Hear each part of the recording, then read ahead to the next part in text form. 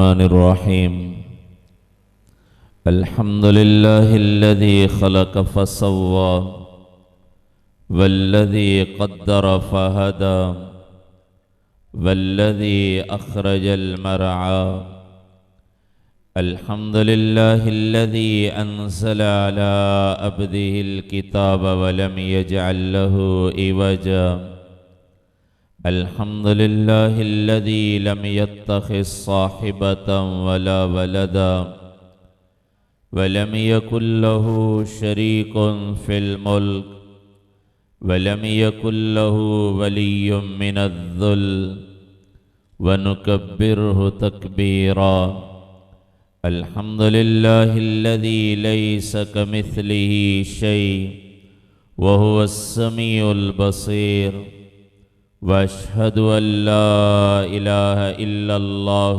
وحده لا شريك له واشهد ان سيدنا ومولانا محمدا عبده ورسوله وصلى الله تعالى عليه وعلى آله وعلى أصحابه وبارك وسلم تسليما كثيرا كثيرا أما بعد فأعوذ بالله من الشيطان الرجيم بسم الله الرحمن الرحيم فلا وربك لا يؤمنون حتى يحكموك فيما شجر بينهم ثم لا يجدوا في أنفسهم حرجا مما قضيت ويسلموا تسليما وقال الله تبارك وتعالى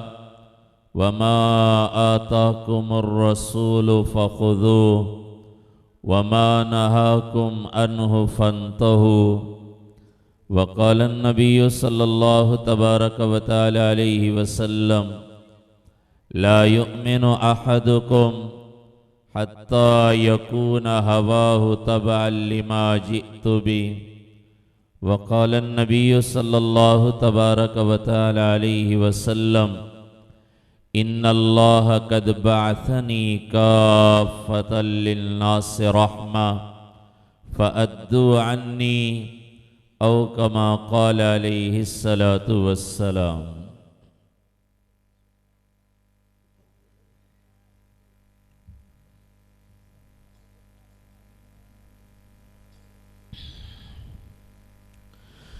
میرے محترم بھائیو دوستو اور عزیزو، دنیا میں ہر انسان کامیابی اور عزت تلاش کرتا ہے۔ دنیا میں چاہے وہ غریب ہے یا مالدار، ہر انسان کی خواہش ہے کہ مجھے کامیابی ملے، مجھے عزت ملے۔ لیکن جب انسان اپنی سوچ، اپنی عقل کے مطابق اور اپنے علم کے مطابق کامیابی تلاش کرتا ہے تو نہ اسے کامیابی ملتی ہے اور نہ اسے عزت ملتی ہے۔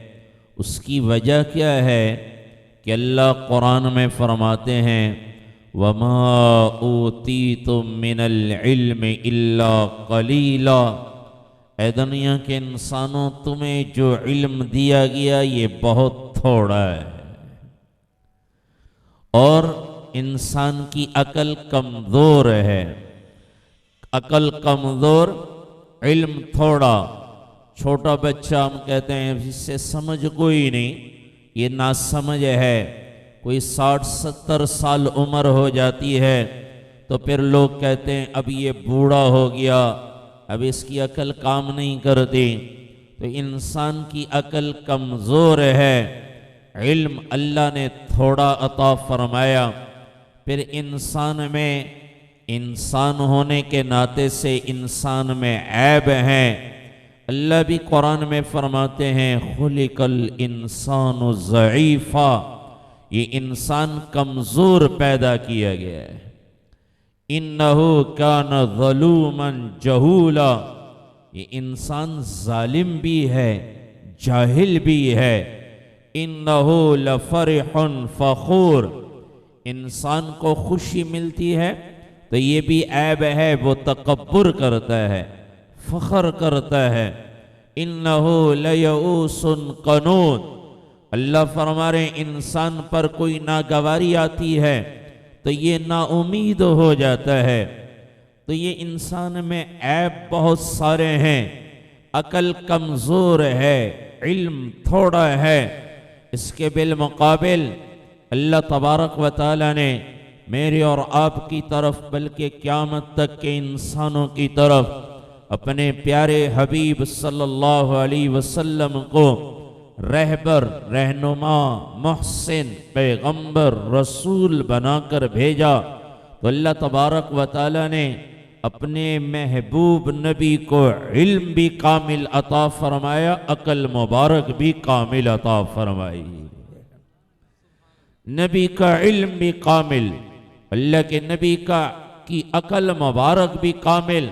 حضرت وہب ابن مربع رحمت اللہ علیہ فرماتے ہیں ساری دنیا کے انسانوں کی عقلوں کو جمع کر لیا جائے، ان کی عقلیں ایک ذرے کی حیثیت رکھتی ہیں، اور اللہ نے اپنے پیارے حبیب صلی اللہ علیہ وسلم کو جو عقل مبارک عطا فرمائی اس کی مثال صحرا کی طرح ہے۔ تو صحرا کے مقابلے میں قطرے کی تو ذرے کی تو کوئی حیثیت کوئی نہیں۔ ساری دنیا کے انسانوں کو جو اللہ نے علم عطا فرمایا اس کی مثال ایک قطرے کی سی ہے، اور اللہ نے اپنے پیارے حبیب صلی اللہ علیہ وسلم کو جو علم مبارک عطا فرمایا اس کی مثال سمندر کی طرح ہے۔ سمندر کے مقابلے میں قطرے کی کوئی حیثیت نہیں۔ تو اللہ نے اپنے حبیب صلی اللہ علیہ وسلم کو علم بھی کامل عطا فرمایا، عقل مبارک بھی کامل عطا فرمائی۔ پھر اللہ تبارک و تعالی نے اپنے پیارے حبیب صلی اللہ علیہ وسلم کو ہر عیب سے پاک بنایا ہے۔ خلقت مبرا من کل عیب، حضرت حسان بن ثابت رضی اللہ تعالیٰ عنہ فرماتے ہیں میرے محبوب اللہ نے آپ کو ہر عیب سے پاک بنایا ہے۔ ہمارے اندر عیب ہے، اللہ فرماتے ہیں انسان ضعیف پیدا کیا گیا، اللہ کے نبی صلی اللہ علیہ وسلم ضعف سے پاک۔ ہمارے بارے میں اللہ فرماتے ہیں یہ انسان ظالم بھی ہے، یہ جاہل بھی ہے، لیکن اللہ کے حبیب صلی اللہ علیہ وسلم ظلم سے پاک، جہالت سے پاک۔ ہمارے بارے میں اللہ فرماتے ہیں انسان کو خوشی ملتی ہے تو تکبر کرتا ہے، فخر کرتا ہے، اکڑتا ہے، لیکن اللہ کے حبیب صلی اللہ علیہ وسلم فخر سے پاک، تکبر سے پاک۔ آپ مکے میں فاتح بن کر داخل ہو رہے ہیں، جس مکے سے آپ رات کے اندھیرے میں ہجرت کرنے پر مجبور ہوئے، مکہ چھوڑ کر جا رہے ہیں، پھر اسی مکے میں فاتح بن کر اللہ کے حبیب صلی اللہ علیہ وسلم داخل ہو رہے ہیں، تو پھر تو تکبر حق بنتا تھا، فخر کرنا اور اکڑنا حق بنتا تھا کہ جس مکے سے آپ کو نکالا گیا تھا آپ اسی میں فاتح بن کر داخل ہو رہے ہیں۔ لیکن اللہ کے نبی فاتح بن کر داخل ہو رہے ہیں تو آتے ہیں اللہ کے نبی کے بارے میں کہ آپ کا عاجزی اور انکساری کی وجہ سے آپ کا سر مبارک جھکا ہوا تھا، اونٹنی کے کوہان سے آپ کا سر لگ رہا تھا، اور آپ کی زبان پر تعریف کے الفاظ تھے، ایک اللہ کی تعریف کے، الحمدللہ وحدہ ونصر عبدہ وانجز وعدہ وانہزم الاحزاب وحدہ۔ تمام تعریفیں اس اللہ کے لیے ہیں جو اکیلا ہے، وحدہ جو یکتا ہے، جس کا دوسرا کوئی بن نہیں سکتا۔ قل هو اللہ احد، اللہ ایک ہے، یکتا ہے، لیس کمثلہ شیء، اللہ کا نہ ذات میں کوئی شریک ہے نہ صفات میں کوئی شریک ہے۔ ونصر عبدا، جس نے اپنے بندے کی مدد فرمائی، وانجز وعدا، جس نے اپنا وعدہ پورا کیا، وانہزم الاحزاب وحدہ، اس اللہ کے لیے تمام تعریفیں ہیں جس نے اکیلے دشمنوں کے لشکروں کو شکست عطا فرمائی وہ اللہ کے نبی کا عاجزی اور انکساری کی وجہ سے سر جھکا ہوا ہے. آپ نے تکبر نہیں کیا، فخر نہیں کیا کہ اللہ کے نبی ہر عیب سے پاک. انہو لیئوس قنوط. ہمارے بارے میں اللہ فرماتے ہیں کہ انسان ناگواری پہنچتی ہے تو نا امید ہو جاتا ہے. اور اللہ کے حبیب صلی اللہ علیہ وسلم ہیں جنہیں 3 میل تک طائف میں پتھر لگے. آپ چلتے گئے، 3 میل تک آپ کو پتھر لگتے گئے، جوتے خون کے جاری ہونے سے رنگین ہو گئے، دشمن کے باغ میں پناہ لینے پہ مجبور ہوئے. اور جب آپ کے پاس جبرائیل علیہ السلام آئے اور آ کر عرض کیا یا رسول اللہ یہ فرشتہ حاضر ہے پہاڑوں کا، آپ کہیں تو دونوں طرف کے پہاڑوں کو ملا دیں اور ان کو درمیان میں کچل دیں. آپ کہیں تو بادلوں کا فرشتہ حاضر ہے، پانی برسا دیں اور انہیں غرق کر دیں. لیکن اللہ کے نبی نا امید نہیں ہوئے. اللہ کے نبی نے فرمایا اللہ میں تجھ سے سوال کرتا ہوں، اگر یہ ایمان نہیں لاتے تو ان کی نسلوں میں ایسے لوگ پیدا فرما جو تجھے رب مانے، تیری عبادت کریں اور مجھے رسول مانے. نا امیدی کوئی نہیں اللہ کے نبی کی. ناگواری آئی لیکن نا امید نہیں ہوئے. تو اللہ کے حبیب صلی اللہ علیہ وسلم کو اللہ نے علم بھی کامل عطا فرمایا، عقل مبارک بھی کامل عطا فرمائی، اللہ نے ہر عیب سے پاک بھی بنایا. تو اللہ فرما رہے ہیں وَمَا آتَاكُمُ الرَّسُولُ فَخُذُوهُ. اے لوگوں جو میرا نبی دے دے اس سے لے لو. وَمَا نَهَاكُمْ عَنْهُ فَانْتَهُوا. جس سے میرا نبی روک دے اس سے رک جاؤ. اپنی عقل پہ نہ چلو، اپنے علم پہ نہ چلو کہ تمہاری عقل کمزور ہے، تمہارا علم تھوڑا ہے. میرے نبی کا علم بھی کامل ہے، اللہ کے نبی کی عقل مبارک بھی کامل ہے. تو اللہ کا ہم سے ایک مطالبہ ہے، کیا کرو؟ اپنی عقل پہ نہ چلو، اپنی عقل پہ نہ چلو. صحابہ جن کے اللہ نے جنتی ہونے کی خوشخبریاں سنائی، وَكُلًّا وَعَدَ اللَّهُ الْحُسْنَى. میرے محبوب آپ کے سارے صحابہ کے لیے میں نے جنت کا وعدہ کیا ہے. رضی اللہ عنہم ورضوا عنہ. میں ان سے راضی، یہ مجھ سے راضی. لقد رضی اللہ عن المؤمنین اذ یبایعونک تحت الشجرہ. میرے محبوب جنہوں نے آپ کے ہاتھ پر درخت کے نیچے بیعت کی، میں اللہ عرشوں پر ان سے راضی ہو گیا. ان سے کیوں راضی ہوئے؟ کہ اپنی عقل پہ نہیں چلے، اپنے علم پہ نہیں چلے. جنگ خندق کا موقع ہے، صحابہ خندق کھود رہے ہیں. ایک طرف انصار خندق کھود رہے ہیں، ایک طرف مہاجرین خندق کھود رہے ہیں، اور درمیان میں ایک بڑی چٹان آ گئی، ٹوٹ نہیں رہی. اللہ کے نبی کے پاس صحابہ حاضر ہوئے، یا رسول اللہ چٹان آ گئی، ٹوٹ نہیں رہی، آپ تشریف لائیں. اور خندق کے موقع پر حالت یہ ہے صحابہ کی کہ بھوک کی وجہ سے پیٹ اندر چلا گیا تھا، تو اوپر پتھر باندھے ہوئے تھے جسم کو برابر رکھنے کے لیے، اور دشمن سے حفاظت کے لیے خندق کھود رہے ہیں. اتنی چوڑی خندق کہ گھوڑا دوڑتے ہوئے اسے پار نہ کر سکے، اتنی گہری کہ کوئی نیچے اترے تو دوبارہ اوپر نہ چڑھ سکے.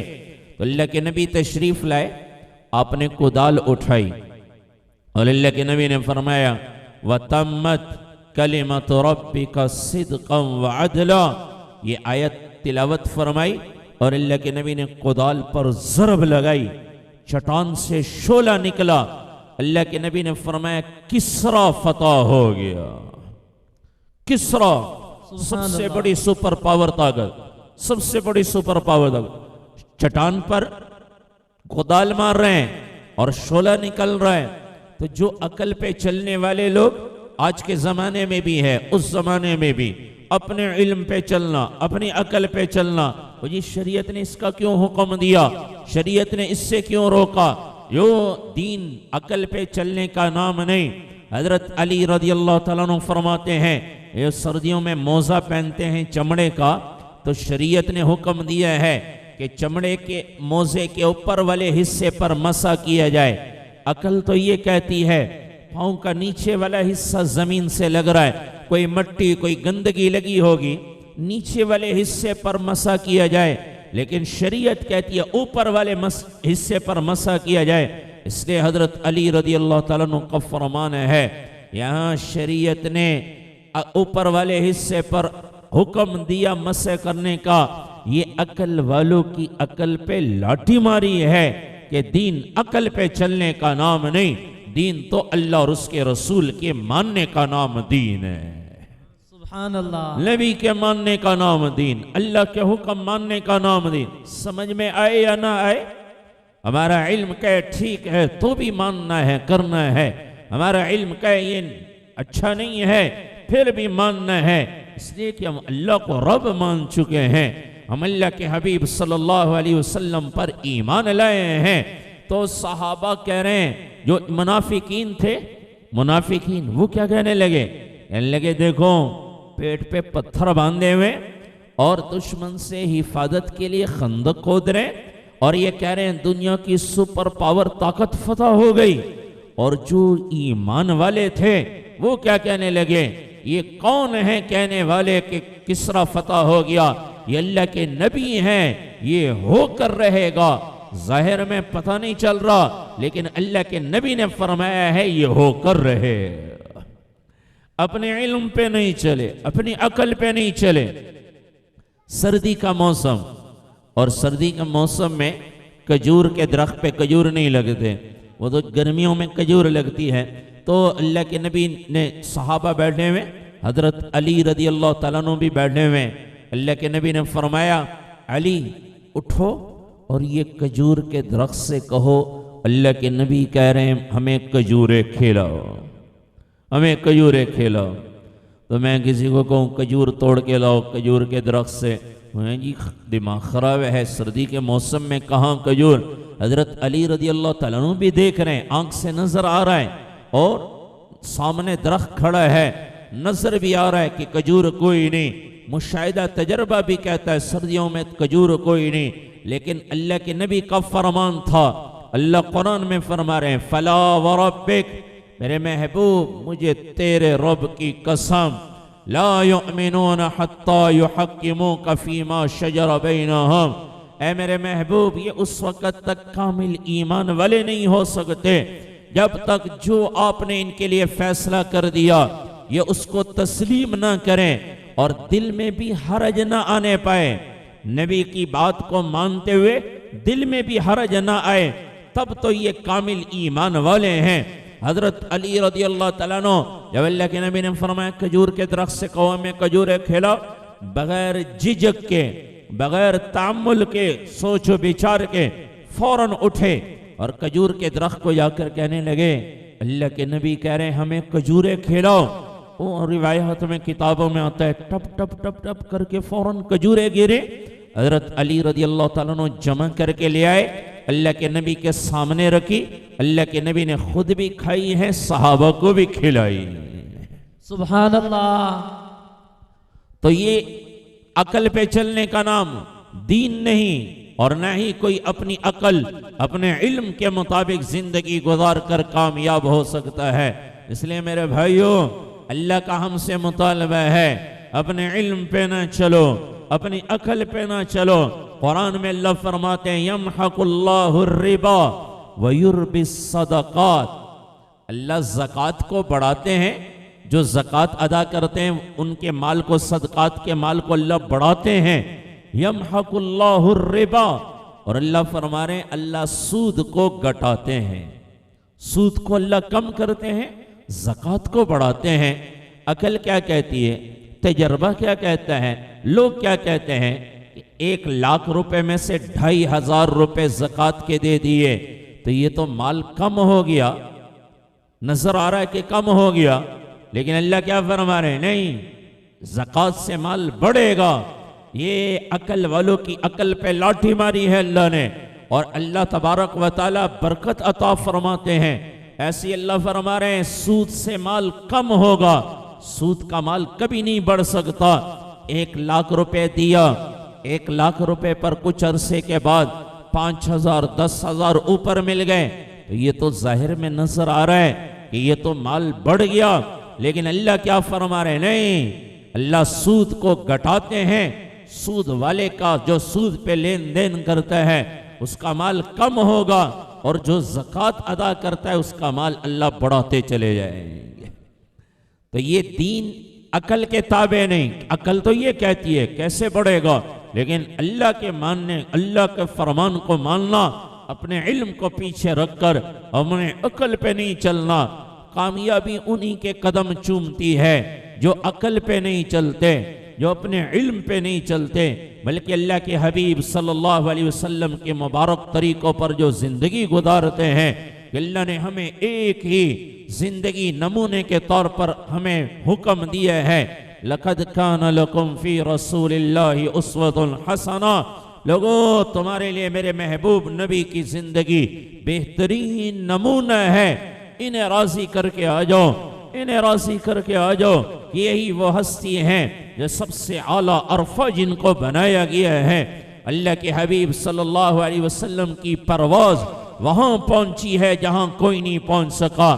آج لوگ کہتے ہیں سائنس نے ترقی کر لی، ایٹم والے، ٹیکنالوجی والے ترقی کر رہے ہیں، کہاں پہنچے ہیں؟ یہ تو زیادہ سے زیادہ چاند تک پہنچے ہیں۔ پیسہ خرچ کیا، جان لگائی، مال خرچ کیا، وقت ضائع کیا، کہاں پہنچے ہیں؟ یہ چاند تک پہنچے ہیں۔ اور جس نبی کی زندگی کو اللہ نے نمونہ بنایا ہے، اس نبی کی ترقی کا یہ حال ہے کہ زمین سے بیٹھ کر چاند کو اشارہ کرتے ہیں تو چاند 2 ٹکڑے ہو جاتا ہے۔ سبحان اللہ۔ نبی کی ترقی تو اس سے اوپر ہے، اس کا اللہ نے ہمیں حکم دیا ہے، اے لوگوں میرے نبی کی اتباع کرو، جس کی پرواز اس سے اوپر ہے۔ ترقی دیکھنی ہے تو کوئی اللہ کے نبی صلی اللہ علیہ وسلم کی ترقی کو دیکھیں۔ سائنس ٹیکنالوجی جس سے پیچھے رہ گئے ہیں، پرواز اس سے اوپر ہے۔ یہ تو ایک ادنا سا اشارہ ہے، چاند 2 ٹکڑے ہو رہا ہے۔ یہاں سائنس والے پہنچے ہیں، وہ چاند تک پہنچے تو نبی کی پرواز تو اس سے اوپر ہے۔ بیت المقدس میں اللہ کے نبی نے سارے نبیوں کی امامت فرمائی ہے۔ پھر وہاں سے سفر شروع ہوا، اور یہ ترقی کا وہ سفر ہے جہاں آج تک کوئی نہیں جا سکا۔ 7 آسمان نیچے رہ گئے، پہلا آسمان، دوسرا، تیسرا، چوتھا، پانچواں، چھٹا، ساتواں، 7 آسمان جس نبی کے قدموں کے نیچے رہ گئے۔ سدرۃ المنتہا پہ پہنچے ہیں تو سدرۃ المنتہا پہ جبرائیل علیہ السلام بھی، یا رسول اللہ آگے میں نہیں جا سکتا، آگے مجھے حکم کوئی نہیں، میں آگے نہیں جا سکتا، آگے اکیلے آپ جائیں۔ سدرۃ المنتہا سے اوپر اللہ کے نبی اکیلے عرش پر جا کر جن کے قدم مبارک لگے ہوں، عرش پر قدم رکھے ہیں تو اللہ نے فرمایا پردے کھول لو۔ نور کے پردے یوں کھلتے چلے گئے، اللہ اور اللہ کے حبیب آمنے سامنے ہوئے ہیں، اور اللہ فرما رہے ہیں ادنو منی، میرے حبیب اور میرے قریب ہو جائیے۔ فَكَانَ قَابَ قَوْسَيْنِ أَوْ أَدْنَىٰ، جیسے تیر اور کمان، یا 2 کمانیں آپس میں مل جاتی ہیں، یا تیر اور کمان آپس میں مل جاتے ہیں، ایسے ہی اللہ اور اللہ کے حبیب آپس میں مل گئے۔ سبحان اللہ۔ پرواز اس سے اوپر ہے۔ اور بھائیو، اللہ کا مجھ سے آپ سے مطالبہ ہے، عزت لینی ہے، کامیابی لینی ہے، ایک میرے نبی کے پیچھے چلو، نہ علم پر نہ اپنی عقل پر، جو میرا نبی دے دے اس سے لے لو، جس سے میرا نبی روک دے اس سے رک جاؤ۔ پھر اللہ کے نبی نے عرش پر جا کر اللہ سے کیا کیا باتیں ہوئی ہیں یہ تو اللہ جانتے ہیں، اللہ کا حبیب جانتے ہیں، لیکن اللہ کے نبی نے کچھ باتیں ہمیں بتائی ہیں۔ اللہ کے نبی نے فرمایا، اللہ کے سامنے جا کر اللہ کے نبی نے عرض کی، اتخذت ابراہیم خلیلا، یا اللہ آپ نے حضرت ابراہیم علیہ السلام کو خلیل اللہ بنایا، وموسیٰ کلیما، اور موسیٰ علیہ السلام کو کلیم اللہ بنایا، وسخرت لسلیمان الریاح، اور سلیمان علیہ السلام کے لئے ہواؤں کو مسخر کیا، وَأَلَنْتَ لِدَاؤُدَ الْحَدِيدِ، حضرت داؤد علیہ السلام کے لئے لوہے کو نرم کیا، وَأَحْيَيْتَ لِعِيسَى الْمَوْتَى، حضرت عیسیٰ علیہ السلام کے لیے مردوں کو زندہ کیا. فماذا جعلت لی، یا اللہ میرے لیے کیا ہے، میرے لیے کیا ہے؟ اللہ نے فرمایا میرے حبیب تجھے وہ دوں گا جو کسی کو نہیں دیا. ما ذکرت الا ذکرت معی، میرے حبیب جہاں میرا ذکر ہوگا ساتھ تیرا ذکر ہوگا. سبحان اللہ. تجھے میں نے حبیب بنایا ہے، حبیب بنایا ہے. موسیٰ علیہ السلام کلیم اللہ ہیں، اللہ کے حبیب، اللہ کے نبی حبیب اللہ. حضرت ابراہیم علیہ السلام خلیل اللہ ہیں اور اللہ کے نبی صلی اللہ علیہ وسلم حبیب اللہ. کیا فرق ہے حبیب اللہ اور کلیم اللہ میں؟ حضرت موسیٰ علیہ السلام کلیم اللہ ہیں، اللہ سے زمین پہ عرض کرتے ہیں اے اللہ میں تجھے دیکھنا چاہتا ہوں. اللہ نے فرمایا لن ترانی، اے موسیٰ تو مجھے نہیں دیکھ سکتا. تو جب اصرار کیا اللہ نے فرمایا اس پہاڑ کی طرف دیکھو. فَإِنِ اسْتَقَرَّ مَكَانَهُ فَسَوْفَ تَرَانِي، اگر یہ پہاڑ اپنی جگہ ٹھہر گیا تو تم مجھے دیکھ سکتے ہو، پھر مجھے دیکھ سکتے ہو. فَلَمَّا تَجَلَّى رَبُّهُ لِلْجَبَلِ، جب اللہ نے پہاڑ پر تجلی فرمائی، وہ ساتوں آسمان سے اوپر سدرۃ المنتہا، اس سے اوپر اللہ کا عرش، اللہ کے عرش پر ہزاروں نور کے پردے، وہ وہاں سے ایک نور کی تجلی متوجہ فرمائی. جعلہ دکا، پہاڑ ٹکڑے ٹکڑے ہو گیا. وخر موسیٰ صعقا، موسیٰ علیہ السلام بے ہوش ہو کر گر گئے. اور اب حبیب اللہ، یہ تو کلیم اللہ ہیں جو نور کی تجلی برداشت نہ کر سکے. حبیب اللہ کون ہیں؟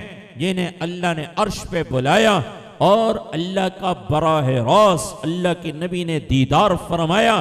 نہ اللہ کے دیدار کی وجہ سے نبی پر غشی طاری ہوئی، نہ بے ہوشی طاری ہوئی، بلکہ براہ راست اللہ کا دیدار فرمایا اور اللہ کے نور کے تجلیات کو اپنے سینے میں محفوظ فرمایا. یہ حبیب اللہ ہے، یہ حبیب اللہ ہے. موسیٰ علیہ السلام کوہ طور پہ بھاگے ہوئے گئے. قوم پیچھے رہ گئی. اللہ نے فرمایا وَمَا آجَلَكَ عَنْ قَوْمِكَ يَا مُوسَىٰ، اے موسیٰ قوم کو پیچھے چھوڑ دیا، جلدی کیوں کی؟ جلدی کیوں کی؟ کہنے لگے اَجِلْتُ إِلَيْكَ رَبِّ لِتَرْضَىٰ، یا اللہ جلدی اس لیے کی تاکہ تو راضی ہو جائے، جلدی اس لیے کی تاکہ تو راضی ہو جائے. آپ احباب دور دراز سے تشریف لائے ہیں اور کافی دیر سے بیٹھنے میں، سارا دن محنت مزدوری، کوئی تجارت، کوئی ملازمت، کوئی زراعت، کوئی کسی شعبے میں سارا دن محنت مزدوری کر کے تھکاوٹ بھی ہے. اس کے باوجود بھی آپ تشریف لائے ہیں ہمارے قاری انصر صاحب کی دعوت پر اور باقی احباب کی دعوت پر. آپ یہاں تشریف لائے ہیں ہمارے چودھری رب نواز صاحب کی دعوت پر تشریف لائے ہیں. کس لیے؟ یا اللہ تو راضی ہو جا، اس لیے آئے میں نے سارے. اللہ تو راضی ہو جا، ہم سارے دوڑ لگا رہے ہیں اللہ تو راضی ہو جا. سخت سردی کے موسم میں صبح ٹھنڈے پانی سے وضو کر کے مسجد کی طرف جا رہے، کس لیے؟ اللہ تو راضی ہو جا. سخت گرمی میں مسجد میں نماز ادا کر رہے ہیں، لائٹ ہی کوئی نہیں، پسینے پسینے ہوئے پڑے، کس لیے؟ اللہ تو راضی ہو جا.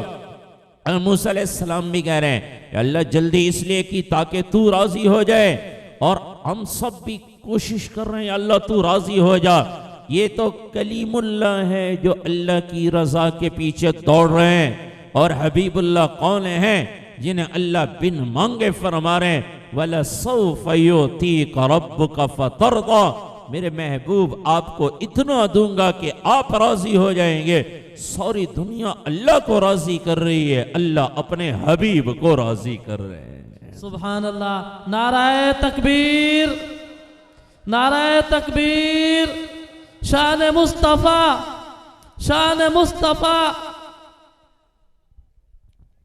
یہ حبیب اللہ ہیں جنہیں اللہ خود راضی کر رہے ہیں. ابراہیم علیہ السلام خلیل اللہ، بہت سارے فرق اللہ نے قرآن میں بتائے. اور کلیم کون ہے؟ حضرت ابراہیم علیہ السلام خلیل اللہ، اللہ سے دعا مانگ رہے وَجَعَلْنِي مِن وَرَثَةِ جَنَّةِ النَّعِيمِ، یا اللہ مجھے جنت عطا فرما. ہم بھی مانگتے ہیں نا اللہ سے جنت، کوئی فوت ہو جائے تو ہم دعا مانگتے ہیں یا اللہ فلانے کو جنت عطا فرما، فلانے کو، میرے والد کو جنت عطا فرما، میری والدہ کو، فلانے کو جنت عطا فرما۔ حضرت ابراہیم علیہ السلام بھی کہہ رہے ہیں وَجْعَلْنِي مِن وَرَثَةِ جَنَّةِ النَّعِيمِ، یا اللہ مجھے جنت عطا فرما۔ یہ خلیل اللہ ہیں جو اللہ سے مانگ کر لے رہے ہیں۔ حبیب اللہ کون ہیں؟ جنہیں بن مانگے اللہ فرما رہے ہیں اِنَّا أَعْطَيْنَاكَ الْكَوْثَرَ، میرے محبوب ہم نے آپ کو بن مانگے کوثر۔ کوثر کا ایک معنی علماء نے جنت لیا ہے کہ جنت، اس کا ایک معنی جنت۔ اے میرے حبیب میں نے بن مانگے آپ کو جنت عطا کر دی ہے۔ اللہ کے نبی نے فرمایا ان الجنت حرمت علی الانبیاء حتی ادخلها، سارے نبیوں پر جنت حرام ہے۔ اللہ کے نبی نے فرمایا جب تک میں اللہ کا نبی جنت میں نہ داخل ہویا۔ سبحان اللہ۔ حبیب اللہ کو بن مانگے جنت دی جا رہی ہے۔ حضرت ابراہیم علیہ السلام مانگ کر لے رہے ہیں خلیل اللہ۔ حضرت ابراہیم علیہ السلام اللہ سے مانگ رہے ہیں وَجْنُبْنِي وَبَنِيَّ أَن نَعْبُدَ الْأَصْنَامَ، یا اللہ مجھے اور میری اولاد کو بت پرستی سے بچا۔ یہ اولاد کے لیے بڑی بہترین دعا ہے، خاص طور پر والدین سے عرض کروں گا، یہ قرآن میں اللہ نے دعائیں بتائی ہیں، اپنی اولاد کے لیے یہ دعائیں مانگا کریں۔ نماز پڑھیں تو یہ دعائیں مانگیں وَجْنُبْنِي وَبَنِيَّ أَن نَعْبُدَ الْأَصْنَامَ، یا اللہ مجھے میری اولاد کو بت پرستی سے بچا، میری اولاد کو بت پرستی سے بچا۔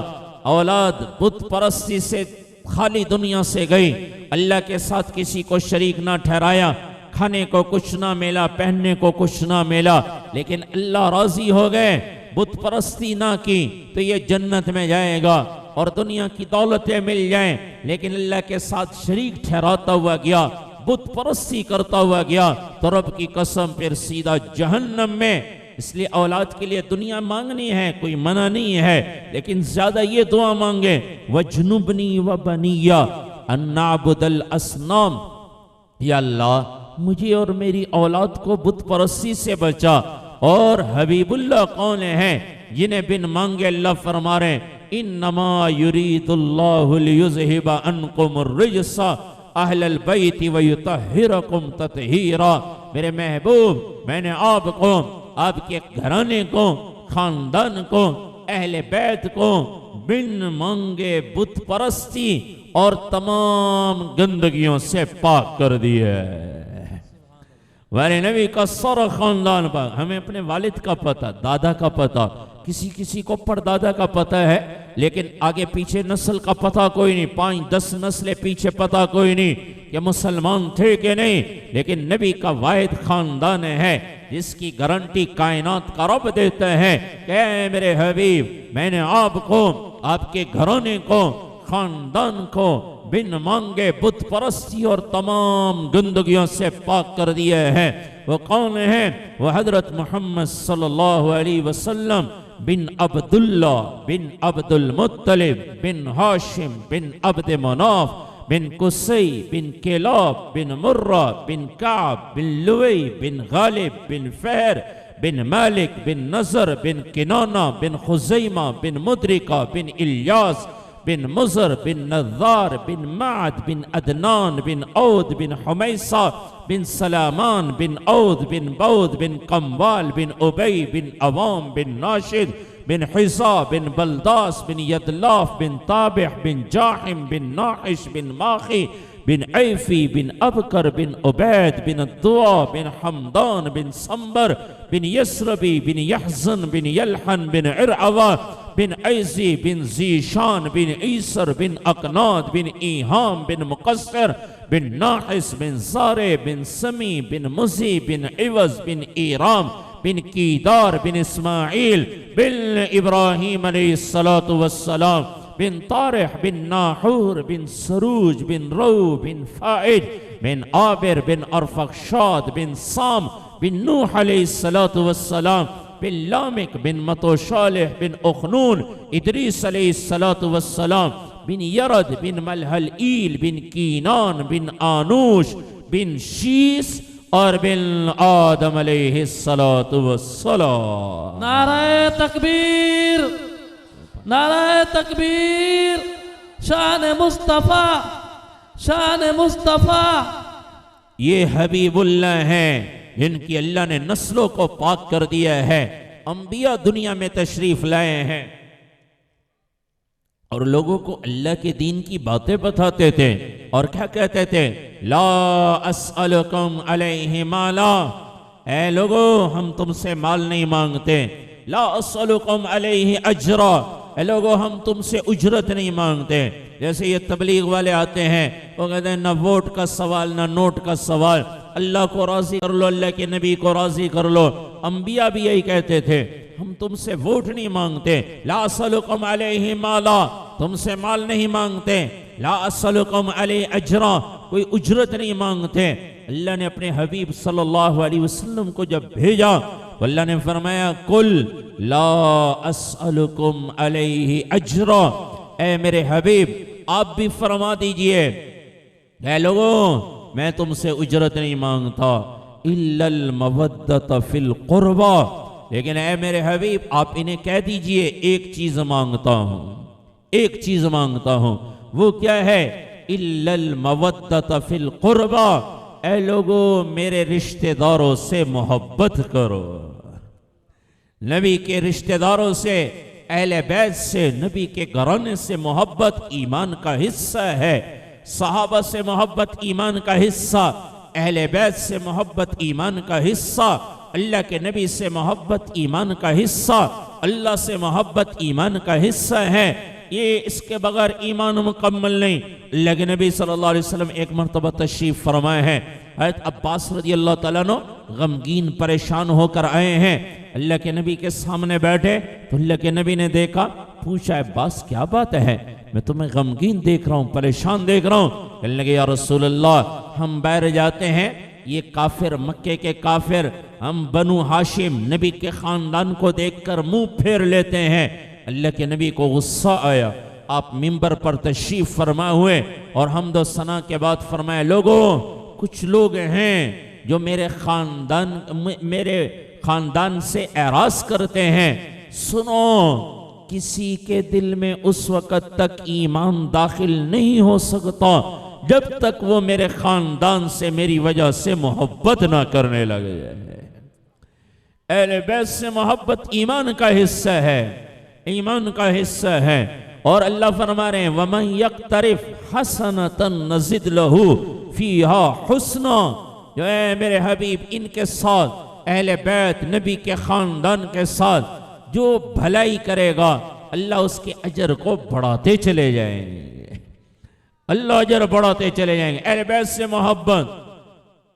علامہ ابن جوزی رحمت اللہ علیہ نے ایک واقعہ لکھا ہے، 5ویں صدی کے یہ بڑے عالم بھی گزرے ہیں، تو انہوں نے ایک واقعہ لکھا ہے کہ ایک سید زادی تھی، ایک علاقے میں رہتی تھی، خاوند کا انتقال ہو گیا، چھوٹے چھوٹے 3 بچے ہیں، گزر بسر مشکل ہو گئی، تو کسی نے کہا یہ سمرقند ایک علاقہ ہے، وہاں چلی جا، وہاں ایک مسلمان رہتا ہے مالدار، اس کو تیرے رہنے کا بندوبست کر دے گا۔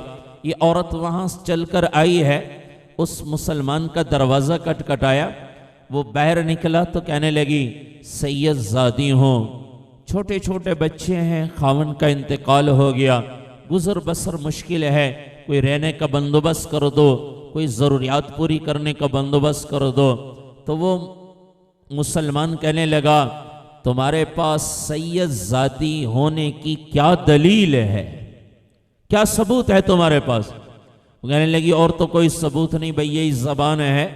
تو مسلمان نے کہا جاؤ پھر اپنا کام کرو، تمہارے پاس دلیل کوئی نہیں، ثبوت کوئی نہیں۔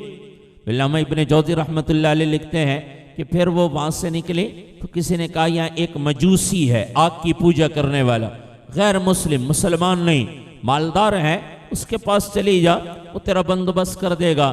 وہ عورت چل کر اس مجوسی کے دروازے پر آئی، دروازہ کٹکھٹایا، حال بیان کیا، سید زادی ہوں، خاوند کا انتقال ہو گیا، چھوٹے بچے ہیں، گزر بسر مشکل ہے، کوئی رہنے کا بندوبست کر دو۔ علامہ ابن جوزی رحمت اللہ علیہ نے لکھا ہے اس مجوسی نے رہنے کا بھی بندوبست کر دیا اور ایک خادم کی ڈیوٹی لگائی، ان کی ضروریات ساری پوری کرو۔ رات کا وقت ہوا، آدھی رات کا وقت، یہ مسلمان سویا ہوا ہے، خواب میں کیا دیکھتا ہے کہ قیامت قائم ہو گئی، سامنے جنت ہے اور عالی شان محل ہے، اور اللہ کے نبی تشریف فرمائے ہیں. یہ مسلمان جا کر اللہ کے نبی سے جا کر عرض کرتا ہے یا رسول اللہ یہ کس کا محل ہے؟ اللہ کے نبی نے فرمایا یہ ایک ایمان والے کا محل ہے. سبحان اللہ. ایمان والے کا محل. کہنے لگے یا رسول اللہ میں بھی تو ایمان والا ہوں، میں بھی تو ایمان والا ہوں. اللہ کے نبی نے فرمایا تیرے پاس ایمان والے ہونے کی کیا دلیل ہے، کیا ثبوت ہے؟ میری بیٹی تیرے پاس آئی تھی، وہ تو دلیلیں مانگنے لگا کہ سید زادی ہونے کی کیا دلیل ہے؟ آج تو بتا تیرے پاس ایمان والے ہونے کی کیا دلیل ہے؟ فوراً گھبراہٹ میں آنکھ کھلی. علامہ ابن جوزی رحمت اللہ علیہ نے لکھا ہے خادمہ سے پوچھا کہاں گئی وہ سید زادی؟ وہ کہنے لگے وہ تو مجوسی لے گیا.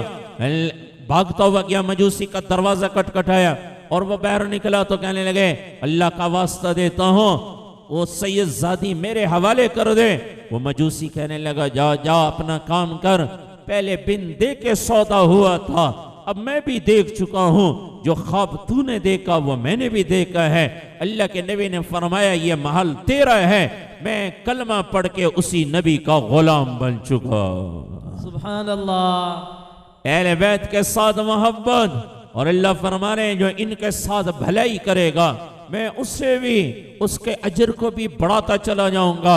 اس لیے کہ یہ وہ گھرانہ ہے جس کا انتخاب اللہ نے فرمایا تھا اور جس کی جنتی ہونے کی خوشخبری اللہ کے نبی کی زبانی امت کو بتا دی گئی ہے.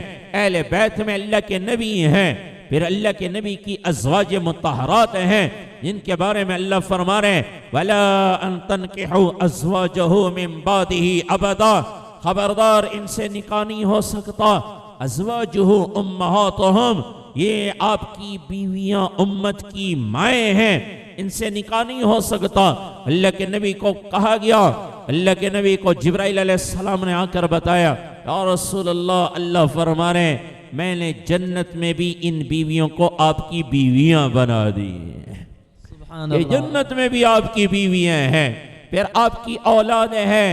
اہل بیت میں ازواج، اللہ کے نبی، نبی کے بعد ازواج، ازواج کے بعد اولاد، اللہ کے نبی کی اولاد.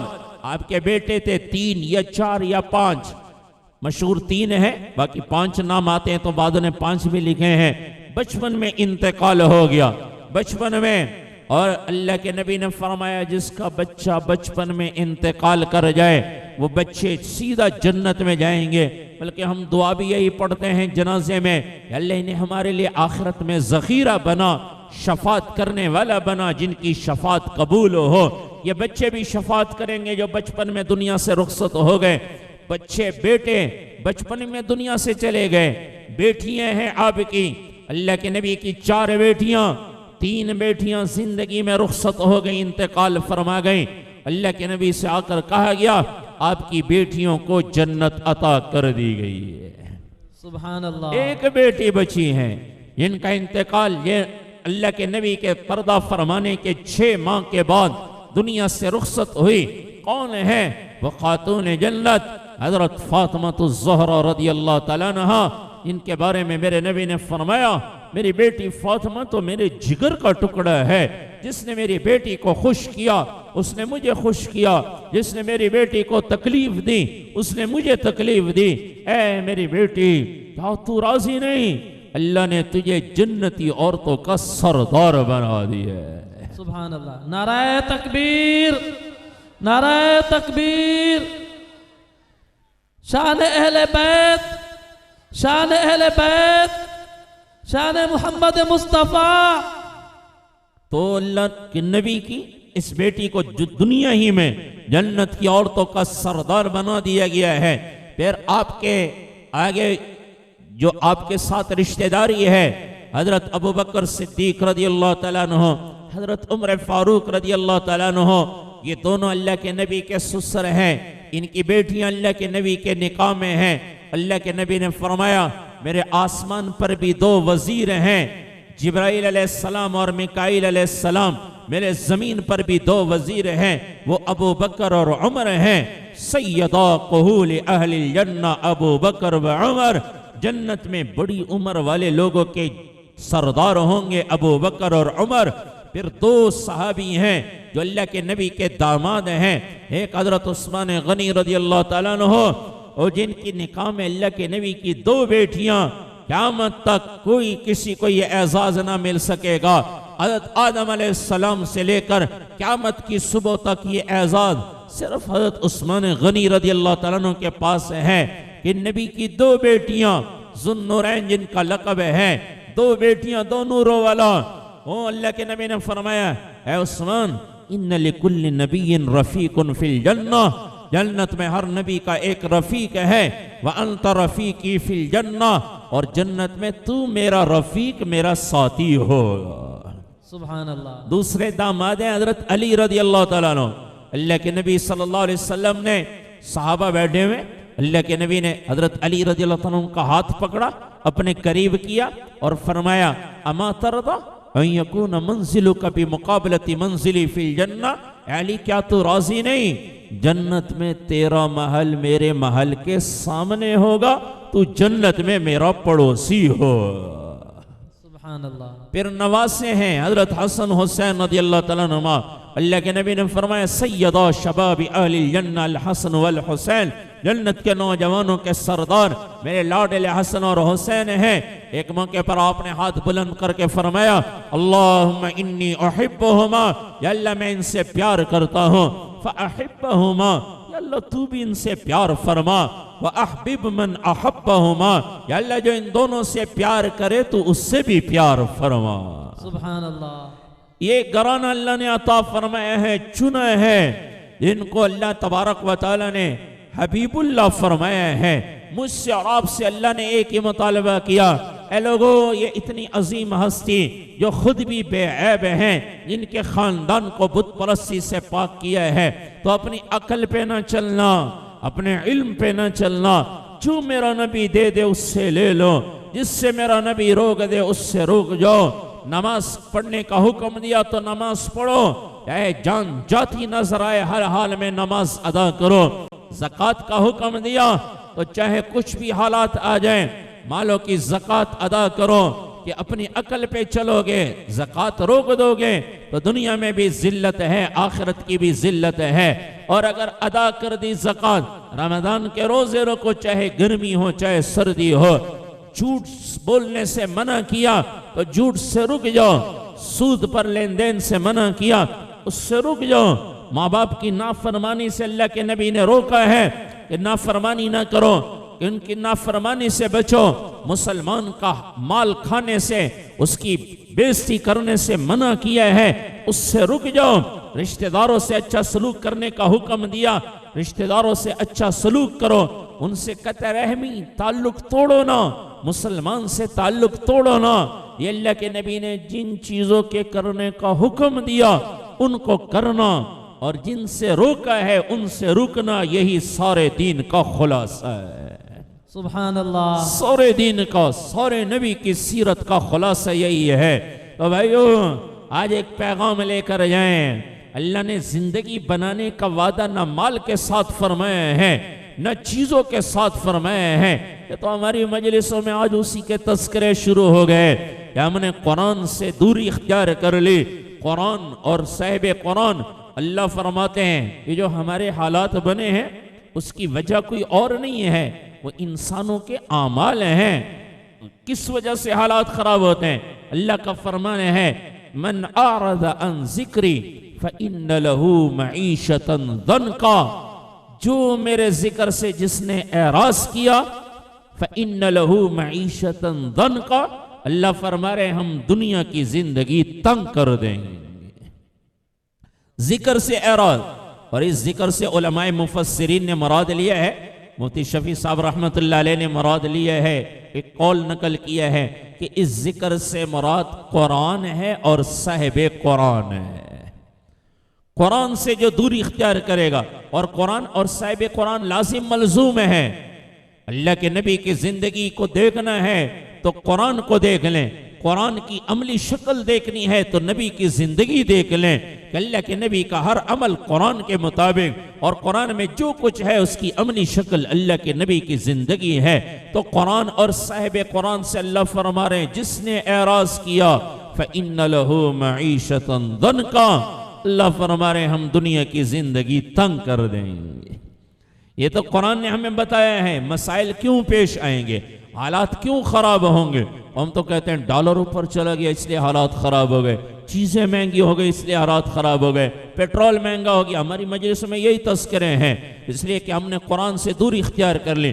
قرآن کا فیصلہ ہے جو نبی سے دور ہوگا، جو قرآن سے دور ہوگا، اللہ فرما رہے ہیں ہم ان کی دنیا کی زندگی تنگ کر دیں گے۔ ہماری دنیا کی زندگی کا تنگ ہونا، یہ حالات کا آنا، یہ قرآن اور صاحب قرآن اللہ کے نبی سے دوری ہے۔ اور قرآن حل بتاتا ہے، حل یہ نہیں کہ ڈالر نیچے آئے گا تو ہمارے مسئلے حل ہوں گے، چیزیں سستی ہوں گی تو ہمارے مسئلے حل ہوں گے۔ قرآن حل بتاتا ہے، من عمل صالحا من ذکر او انثى وهو مؤمن، جو ایمان کی حالت میں عمل صالحہ، عمل صالحہ کون سے ہیں؟ ہر عمل نبی کے طریقے پر کرنا یہ عمل صالحہ ہے۔ پانی پینا میری ضرورت ہے، میں ضرورت کو نبی کے طریقے پر پورا کروں گا، یہ عمل صالحہ۔ لباس پہننا میری ضرورت ہے، نبی کے طریقے پر لباس پہنوں گا، یہ میرے لیے عمل صالحہ ہے۔ کھانا کھانا میری ضرورت، نبی کے طریقے پر کھاؤں گا تو یہ عمل صالحہ ہے۔ ہر عمل نبی کے طریقے پر کرنا یہ عمل صالحہ کہلاتا ہے۔ اللہ فرما رہے ہیں ایمان لے آؤ، پہلا کام۔ یہ الحمدللہ سارا مجمع ایمان والوں کا جمع ہے، اور یہ بہت بڑا مجمع ماشاءاللہ دور سے تشریف لائے ہیں۔ اللہ آپ کو اپنی شایان شان بہترین بدلہ عطا فرمائے۔ اللہ تبارک و تعالیٰ آپ کو دنیا اور آخرت کی پریشانیاں دور فرمائے۔ ایمان والا مجمع ہے، پہلا کام پورا ہو گیا ایمان۔ دوسرا کام اللہ فرما رہے ہیں عمل صالحہ، مرد ہے یا عورت، کالا ہے یا گورا، جوان ہے یا بوڑھا، بچہ ہے یا لڑکپن ہے، وہ مالدار ہے یا غریب ہے، مرد ہے یا عورت ہے، اللہ فرما رہے عمل صالحہ کر کے آئو، فَلَنُحْيَنَّهُ حَيَاةً طَيِّبَةً۔ بہت سارے علماء بھی تشریف لائے ہوں گے۔ علماء نے لکھا ہے جہاں یہ دو تاکیدیں، لام تاکید نون تاکید، دو تاکیدیں آئی ہوئی ہیں، جمع ہو جائیں قسم کا فائدہ دیتی ہیں۔ وہ اللہ قسم کھا کر فرما رہے ہیں ایمان کی حالت میں تم عمل صالحہ کر کے آ جاؤ، اللہ فرما رہے ہیں ہم دنیا کی زندگی ضرور بھی ضرور بہترین بنا دیں گے۔ سبحان اللہ۔ دنیا کی زندگی بہترین بننے کا نسخہ بتایا قرآن نے، وہ کیا ہے؟ وہ محبوب نبی کی غلامی ہے، وہ محبوب نبی کی غلامی۔ اس لیے آج یہ سارا مجمع، اللہ کے نبی نے فرمایا آج تو ہم نے اور طریقے اختیار کر لیے، حالانکہ اللہ خود بتاتے ہیں اللہ کے نبی سے محبت ایمان کا حصہ ہے، لیکن محبت کیسے کی جائے؟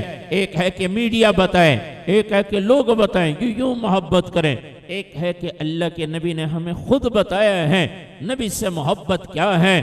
اللہ کے نبی نے فرمایا من احیا سنتی فقد احبنی، جس نے میری سنت کو زندہ کیا اس نے یقیناً مجھ سے محبت کی ہے۔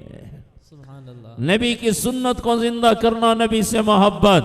ومن احبنی، اور جس نے مجھ سے اس درجے کی محبت کی کہ میری سنت کو زندہ کیا، اللہ کے نبی نے فرمایا کان معی ای فی الجنہ، وہ جنت میں میرے ساتھ ہوگا۔ تو سارے ہی چاہتے ہیں نبی کا ساتھ جنت میں، کون کون چاہتا ہے؟ ماشاءاللہ ساروں کا جذبہ ہے کہ اللہ کے نبی کا ساتھ مل جائے جنت میں۔ تو کیا کرنا پڑے گا؟ کیا صرف ہاتھ کھڑا کرنے سے کام بن جائیں گے؟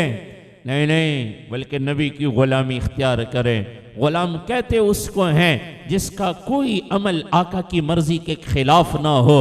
ہم ملازم رکھتے ہیں، وہ ہمارا کام نہ کریں، ہم نے اسے جانوروں کے چارہ کھلانے کے لیے رکھا ہوا ہے، وہ سارا دن موبائل پہ بیٹھ کے سوشل میڈیا اور فیس بک وغیرہ دیکھتا رہے، چارہ نہ ڈالے تو ہم اس کو تنخواہ نہیں دیتے، اسے نکال دیتے، روٹی نہیں دیتے۔ تو کیا ہم نبی کے غلام ایسے ہی بن گئے کہ بس صرف کلمہ پڑھ لیا غلام بن گئے؟ نہیں، کام بھی وہ کریں جو نبی نے کیے ہیں۔ اللہ کے نبی نے جن کے کرنے کا حکم دیا ان چیزوں کو کرنا، جن سے روکا ہے ان سے رکنا، یہی تو نبی کی غلامی ہے۔ تو آج سے کم از کم یہ نیت تو کر کے جائیں کہ انشاءاللہ آج کے بعد ہر عمل نبی کے طریقے پر کریں گے۔ ملازمت بھی کریں، تجارت بھی کریں، زراعت بھی کریں، جس شعبے سے تعلق ہے، لیکن اس شعبے میں نبی کی سنت زندگی، پتہ چلے کہ یہ مسلمانوں کا بازار ہے، پتہ چلے کہ یہ فیکٹری میں ملازم سارے نبی کے غلام ہیں، کہ نبی کے غلام کبھی خیانت نہیں کرتے، نبی کے غلام کبھی جھوٹ نہیں بولتے، نبی کے غلام کبھی دھوکہ نہیں دیتے، اللہ کے نبی کے غلام کبھی نماز نہیں چھوڑتے، زراعت بھی کریں، کھیتی باڑی بھی کریں، لیکن دھوکہ نہ دے کبھی کسی کو، نبی کے حکموں کے خلاف زندگی نہ گزاریں، پتہ چلے، بتانا نہ پڑے کہ ہم نبی کے عاشق ہیں، عمل سے پتہ چلے، لوگ کہیں کہ یہ نبی کا غلام ہے، یہ نبی کا غلام ہے۔ تو نیت کرتے ہیں سارے انشاءاللہ آج کے بعد نبی کے طریقوں پر زندگی، نہیں پتہ ملازمت کے بارے میں، تجارت کے بارے میں کہ حلال ہے یا حرام، اللہ کے نبی نے فرمایا ایک حرام کے لقمے کے بدلے میں قیامت کے دن 40 سال کی عبادت لے لی جائے گی، یا 40 دن کی عبادت لے لی جائے گی، یا 40 نمازیں، 5 دن کی نمازیں یہ لے لی جائیں گی، ایک حرام کا لقمہ، تبھی اس کی وہ معافی ہوگی ایک حرام کے لقمے کی جب 40 نمازیں لے لی جائیں گی، یا 40 دن کی یا 40 سال کی نمازیں لے لی جائیں گی۔ تو بھائیوں ہماری تو پہلے ایک پوری سوری نمازیں ہیں، حرام کا لقمہ کیا تو قیامت کے دن کیا حساب دیں گے، اس وقت تو پکڑ ہو جائے گی۔ اس لیے آج علماء سے پوچھیں ہمارے کاروبار جائز ہیں کہ ناجائز ہیں، میں یہ کام کرتا ہوں، علماء سے پوچھے جائز ہے کہ ناجائز۔ پچھلے دنوں ایک آدمی نے مسئلہ پوچھا تو میں نے وہ پتہ کر کے بتایا انہیں، تو میں نے کہا یہ تو صحیح نہیں ہے، یہ تو حرام ہے اس طرح کرنا۔ تاجر تھے وہ، تو کہنے لگے میں تو 12 سال سے اسی طرح کر رہا ہوں، 12 سال سے اسی طرح کر رہا ہوں، یعنی 12 سال سے وہ کاروبار کر رہے ہیں اور وہ ناجائز کاروبار کر رہے ہیں، پھر اولاد کہاں فرمان بردار بنے گی، پھر گھر میں برکتیں کہاں آئیں گی، لڑائی جھگڑے ہوں گے، حرام کے مال سے کبھی سکھ نہیں ملتا، دکھ ہی ملیں گے ہمیشہ، اور حلال کا مال تھوڑا ہو لیکن اللہ اس میں برکت عطا فرماتے ہیں، سکون اللہ عطا فرماتے ہیں۔ تو علماء سے پوچھیں اپنے کاروباروں کے بارے میں اور نیت کریں کہ انشاءاللہ نبی کی غلامی والی زندگی اپنائیں گے، کرتے نیت انشاءاللہ۔ اور آخر میں اللہ کے نبی کی 2 وصیتیں ہیں، 2 وصیتیں میں ہر بیان میں تقریباً دہراتا ہوں۔ آخر میں میرے نبی نے دنیا سے رخصت ہوتے وقت 2 وصیتیں فرمائی ہیں، مالدار غریب سب کے لیے، مرد عورتوں کے لیے۔ اللہ کے نبی نے فرمایا الصلاۃ، اے میری امت نماز نہ چھوڑنا، نماز نہ چھوڑنا۔ اللہ کے نبی تو بخشے بخشائے تھے، نماز کبھی نہیں چھوڑی۔ کربلا کے شاہ سوار کربلا میں کھڑے ہیں، 20 جان نثار شہید ہو چکے ہیں، اور ظہر کی نماز کا وقت ہوا، سورج ڈھلا ہے، زوال کا وقت ختم ہوا، 20 جان نثار شہید ہیں، تیروں کی بارش ہے، تیر برس رہے ہیں، نیزے برس رہے ہیں، تلواریں آپس میں ٹکرا رہی ہے، لڑائی میدان جنگ ہے، لڑائی ہو رہی ہے زور و شور پر۔ امام عالی مقام نے ایک آدمی کو بھیجا، جاؤ شمر کو کہو جنگ روک دے، ہم نے نماز پڑھنی ہے، جنگ روک دے، نماز پڑھنی ہے۔ کون ہیں ان کے بارے میں نے پہلے بتایا، اللہ کے نبی نے فرمایا میرے لاڈلوں کو اللہ نے جنت کے نوجوانوں کا سردار بنا دیا ہے، جس کے لیے نبی نے خطبہ چھوڑا، جمعے کا خطبہ، سننا بھی واجب، پڑھنا بھی واجب، اور دونوں شہزادے کھیلتے ہوئے آئے۔ اللہ کے نبی نے کسی اور سے نہیں فرمایا جاؤ میرے بچوں کو تو لے کر آؤ، یوں اشارہ کیا، راستہ بنایا، خطبہ چھوڑا اور دونوں بچوں کو اٹھایا، ساتھ بٹھایا، پھر خطبہ مکمل فرمایا۔ ایک موقع پر اللہ کے نبی نے فرمایا حسین منی وانا من، حسین مجھ سے ہے، میں حسین سے ہوں۔ سبحان اللہ۔ لیکن کربلا میں جب نماز شمر کو پیغام بھیجا، شمر بدبخت کہنے لگا جنگ نہیں رکے گی، نماز نہیں پڑھنے دیں گے، تمہاری نماز قبول نہیں، نعوذ باللہ تم باغی ہو۔ امام عالی مقام سے کہا گیا، وہ تو یوں کہہ رہے ہیں، امام عالی مقام نے فرمایا ہے اہل بیت کی قبول نہیں تو کس کی قبول ہوگی؟ یہ نہیں فرمایا جیسے ہم لوگ کہہ دیتے ہیں مولوی صاحب دین میں سختی نہیں ہے، کسی کو کہو نا نماز تو پڑھ لو، نماز کا ٹائم ہو گیا، وہ آگے سے کہتے ہیں جی مولوی صاحب دین میں سختی نہیں، اللہ غفور رحیم ہے، اللہ بخش دے گا، اللہ غفور رحیم ہے، اللہ بخش دے گا۔ اور میں یہ کہتا ہوں جو بخشے ہوئے تھے انہوں نے تو نماز نہیں چھوڑی، بخشے ہوئے تھے نا، انہوں نے تو نماز نہیں چھوڑی۔ یہ نہیں فرمایا اللہ غفور رحیم ہے، اللہ بخش دے گا، نہیں، دشمنوں کو کہنے لگے آدھے دشمنوں کا مقابلہ کرو، آدھے پیچھے ہٹ کر نماز ادا کرو، اور پیغام دے دو حسین کا ماننے والا وہی ہے جو کسی حال میں نماز نہیں چھوڑتا، جو کسی حال میں نماز نہیں چھوڑتا وہ حسین کو ماننے والا، اور جو نماز نہیں پڑھتا وہ حسین ہی نہیں ہو سکتا۔ تو یہ اتنا بڑا مجمع آج اللہ رسول سے وعدہ کر کے اٹھیں کہ انشاءاللہ جو پڑھتے ہیں وہ بھی وعدہ کریں، جو نہیں پڑھتے وہ بھی، آج سے کم از کم یہ وعدہ تو کر کے اٹھیں انشاءاللہ جتنی زندگی باقی ہے کبھی نماز نہیں چھوڑیں گے، انشاءاللہ کرتے ہیں وعدہ انشاءاللہ سارے۔ یہ کوئی نوٹ ووٹ کا مطالبہ نہیں ہے، یہ تو میرے نبی کی وصیت ہے، وہ میرے نبی کی، اور لوگ اپنے والد کی وصیت پوری کرتے ہیں۔ میں ایک مرتبہ سفر میں تھا دور، وہ ہمارے جاننے والے ان کے والد کا انتقال ہو گیا، تو مجھے انہوں نے فون کیا، یہ مولوی صاحب میرے والد صاحب کی وصیت تھی کہ آپ جنازہ پڑھائیں۔ میں کہا میں تو بہت دور ہوں اور مجھے آتے آتے وقت لگ جائے گا۔ کہنے لگے ہم جنازہ مؤخر کر دیتے ہیں لیکن آخری وصیت والد کی یہی تھی، والد کی وصیت پوری ہو جائے، آپ کوشش کر لیں جتنی جلدی آنے کی، پھر ہم اسی کے مطابق اعلان کرا دیتے ہیں۔ تو میں سوچنے لگا ایک انسان ہے، والد ہے، وہ اس کی وصیت پوری کرتا ہے، ہمارے نبی تو وہ ہیں جو والد سے بھی کئی گنا زیادہ ہم پر احسان کرنے والے ہیں، نبی کے احسان تو والدین سے بھی زیادہ ہیں۔ تو یہ نبی کی وصیت کے نماز نہ چھوڑنا۔ اور دوسری وصیت اللہ کے نبی کی وَمَا مَلَكَتْ أَيْمَانُكُمْ وَمَا مَلَكَتْ أَيْمَانُكُمْ، اس کا مطلب تو ہے اپنے غلاموں کا حق ادا کرو، لیکن مفہوم ہے کہ حقوق العباد بھی ادا کرو۔ پہلے جملے میں حقوق اللہ بتائے، دوسرے میں حقوق العباد بتائے ہیں کہ دین کا خلاصہ حقوق اللہ حقوق العباد دونوں کا ادا کرنا ہے۔ بعض لوگ کہہ دیتے ہیں مولوی صاحب حقوق اللہ معاف کر دے گا، حقوق العباد معاف نہیں ہوں گے، یہ اپنی طرف سے بنائی ہوئی باتیں ہیں۔ اللہ چاہے اللہ حقوق اللہ بھی معاف کر دے، حقوق العباد بھی معاف کر دے، اسے پوچھنے والا کوئی نہیں، لیکن حقوق اللہ کا بھی قیامت کے دن سوال ہے، حقوق العباد کا بھی سوال ہے۔ اللہ کے نبی نے دونوں بتائی ہیں، اور حقوق العباد میں سب سے بڑا حق ماں باپ کا حق بتایا ہے، اور اللہ نے قرآن میں اپنے حق کے ساتھ جن کا حق بیان فرمایا ہے وہ والدین ہیں، والدین ہیں۔ اس لیے اللہ کے نبی نے فرمایا اللہ کے ساتھ شرک کے بعد سب سے بڑا گناہ کبیرہ ماں باپ کی نافرمانی ہے، ماں باپ کی نافرمانی۔ اور آج کے زمانے میں خاص طور پر بڑے دوری ہو گئی ہے والدین سے، اور باپ کی بے عزتی کرنا کو فخر سمجھتے ہیں۔ ایک آدمی نے مجھے واٹس ایپ پر ایک تصویر بھیجی، لکھا ہوا تھا کہ یہ فلانے علاقے میں ایک نوجوان نے پیسوں کی خاطر اپنے باپ کو، جب اس نے باپ سے پیسوں کا مطالبہ کیا، باپ نے کہا ہوگا میرے پاس تو اتنے کوئی نہیں، اپنے خواہشات کو پورا کرنے کے لیے نوجوان نے، تو اس نے کھلاڑی مار کے باپ کو قتل کر دیا تھا۔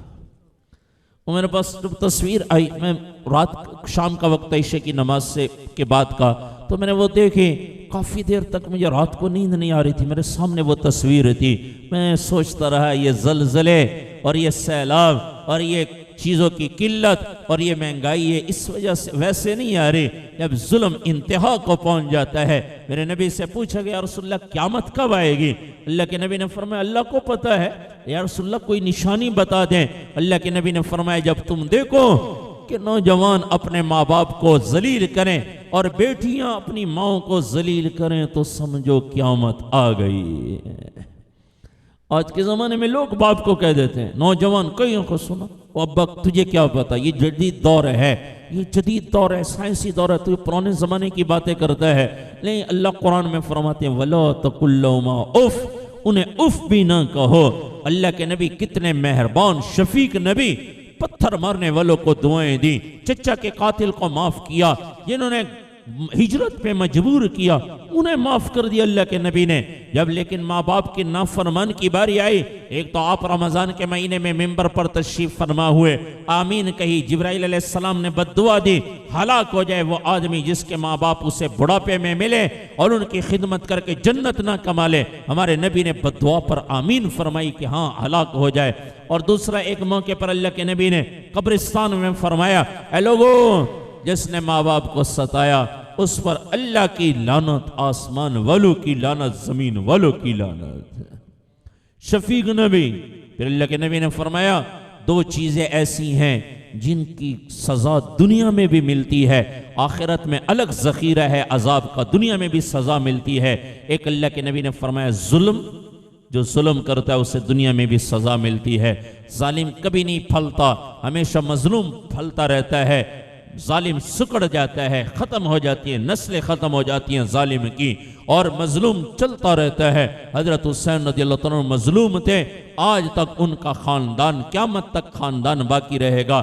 شمر کا کوئی نسل کو شمر کی دکھا دو، عبید اللہ ابن زیاد، عمر ابن سعد وغیرہ کی کوئی نسل تو دکھا دو، کوئی نہیں نظر آتا۔ اور حضرت وہ ظالم تھے، ختم ہو گئے۔ حضرت حسین رضی اللہ عنہ مظلوم ہیں، قیامت تک ان کا نام بھی باقی، خاندان بھی باقی رہے گا۔ تو اس لیے ماں باپ کی اور دوسرا اللہ کے نبی نے فرمایا ماں باپ کی نافرمانی دنیا میں بھی سزا ملتی ہے، آخرت میں۔ میں ہاتھ جوڑ کر گزارش کروں گا خاص طور پر نوجوانوں سے جن کے ماں باپ ناراض ہیں، اللہ کے واسطہ انہیں راضی کر لو، ان کی خدمت کرو۔ دنیا سے چلے گئے تو روزانہ انہیں قرآن پڑھ کر بخشو۔ اور پھر دوسرا، کوئی رشتہ دار ناراض ہیں ان کے ساتھ صلح صفائی کر لو۔ اللہ کے نبی نے فرمایا رشتے توڑنے والے کی نہ توبہ قبول نہ دعا قبول ہے، اور رشتے جو جوڑتا ہے صلہ رحمی کرتا ہے۔ اللہ کے نبی نے فرمایا جو چاہتا ہے مال میں برکت، عمر میں برکت، مال بھی زیادہ ملے، عمر بھی زیادہ ہو، وہ یہ تو میں سے ہر آدمی چاہتا ہے، مال بھی زیادہ، عمر بھی زیادہ۔ اللہ کے نبی نے فرمایا اسے چاہیے کہ رشتہ داروں سے اچھا سلوک کرے۔ اور تیسرا حق مسلمان کا، عام مسلمان کا، کسی مسلمان کا حق ہمارے ذمہ نہ ہو۔ اللہ کے نبی نے فرمایا المسلم من سلم المسلمون من لسانی ویدی، کامل مسلمان وہ ہے جس کی زبان سے اور ہاتھ سے دوسرا مسلمان محفوظ ہو۔ کامل مسلمان وہ ہے جس کی زبان سے اور ہاتھ سے دوسرا مسلمان محفوظ ہو۔ اور زبان کا پہلے ذکر کیا اس لیے کہ ایک شاعر کہتا ہے، عربی شاعر، جراحات السنان لها التیام ولا یلطام ما جرح اللسان، تیر تلوار نیزوں کے زخم بھر جاتے ہیں لیکن زبان کے زخم کبھی نہیں بھرتے۔ اس لیے بھائیوں، اللہ کے نبی نے حضرت معاذ ابن جبل رضی اللہ تعالیٰ عنہ، جن کے ہاتھ میں قیامت کے دن علماء کا جھنڈا ہوگا، ان کے پیچھے چل کر علماء جنت میں جائیں گے۔ اور یہ واحد صحابی ہیں جنہیں اللہ کے نبی نے فرمایا واللہ انی لأحبک یا معاذ، اے معاذ اللہ کی قسم میں تم سے محبت کرتا ہوں۔ اللہ کے نبی نے فرمایا معاذ الا ادلک بملاک الامور کلھا، سارے دین کا خلاصہ نہ بتاؤں؟ اور اس کے یا رسول اللہ ضرور بتائیں۔ تو اللہ کے نبی نے اپنی زبان مبارک باہر نکالی اور دونوں انگلیوں سے زبان پکڑ کر یوں اشارہ فرمایا، اے معاذ اس کی حفاظت کرنا، اس کی حفاظت کرنا۔ کہنے لگے یا رسول اللہ کیا زبان کی وجہ سے ابھی ہم پکڑے جائیں گے؟ پھر نبی نے فرمایا سقلت کا ام کا یبن جبل، جبل کے بیٹے تیری ماں تجھے گم کر دے، اسی زبان کی وجہ سے تو لوگ اوندے منہ جہنم میں ڈالے جائیں گے۔ اس لیے بھائیو زبان کی حفاظت، ہاتھ کی حفاظت، اگر کوئی اونچ نیچ ہو گئی تو پھر صلح صفائی کر لے، معافی مانگ لیں، معافی مانگنے میں پہل کریں۔ کوئی کسی کا ناجائز مال لیا ہے اسے واپس کر دیں، کوئی ناجائز زمین لی ہے واپس کر دیں، یہ دینی تو پڑے گی۔ دنیا کی عدالتیں، سپریم عدالت بھی کہہ دے باعزت بری کیا جاتا ہے، لوگوں کا مال کھایا ہے اور عدالت کہہ دے باعزت بری کیا جاتا ہے۔ نہیں، اگر اللہ نے معاف نہ کیا، جس کا حق لیا ہے اس نے معاف نہ کیا اور اس کو ادا نہ کیا تو قیامت کے دن دینا پڑے گا۔ اور قیامت کے دن مال نہیں ہوگا، جائیداد زمین نہیں ہوگی، اس دن تو نیکیاں دینی پڑیں گی۔ کہیں ایسے نہ ہو جن کا حق لیا ہے قیامت کے دن ساری نیکیاں وہ لے جائے۔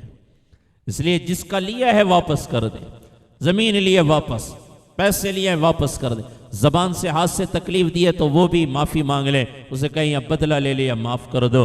تو بھائیو یہ ہمارے نبی کی وصیت کہ حقوق اللہ بھی پورے کریں، حقوق العباد بھی پورے کریں۔ اللہ تبارک و تعالیٰ سے دعا ہے اللہ تبارک و تعالیٰ ہم سب کو اپنے پیارے نبی کی 100% اتباع والی زندگی نصیب فرمائے، اور یہ پیغام ساری دنیا کے انسانوں کے پاس لے کر جانا یہی تبلیغ کی محنت ہے۔ تبلیغ کوئی جماعت کا نام نہیں، کوئی ووٹ اور نوٹ جمع کرنے کی جماعت نہیں، بلکہ تبلیغ کی جماعت یہی ہے کہ اے لوگو اللہ کو راضی کر لو، اللہ کے نبی کو راضی کر لو، حقوق اللہ بھی پورے کریں، حقوق العباد بھی۔ اللہ سے دعا ہے اللہ ہم سب کو اپنے نبی کی اطاعت والی زندگی نصیب فرمائے۔ ہمارے قاری انصر خورشید صاحب انہوں نے محنت فرمائی ماشاءاللہ یہاں پر بھی، اور آپ کے یہ منگلہ گیرہ میں دار ارقم سکول میں بھی وہاں بھی پڑھاتے ہیں، وہ وہاں بھی حفظ کی کلاس ہے، تو ماشاءاللہ اللہ تبارک و تعالیٰ سے یہی دعا ہے اللہ تبارک و تعالیٰ ان کی اس محنت کو قبول فرمائے، اور جس محنت میں یہ لگے ہوئے ہیں قرآن کی محنت میں، اللہ اس کو قبول فرما کر پورے عالم میں قرآن کی تعلیمات کو عام فرما دے، اور اللہ ہم سب کو اپنے نبی کی اطاعت والی زندگی نصیب فرمائے۔ وآخر الدعوانا الحمدللہ رب العالمین۔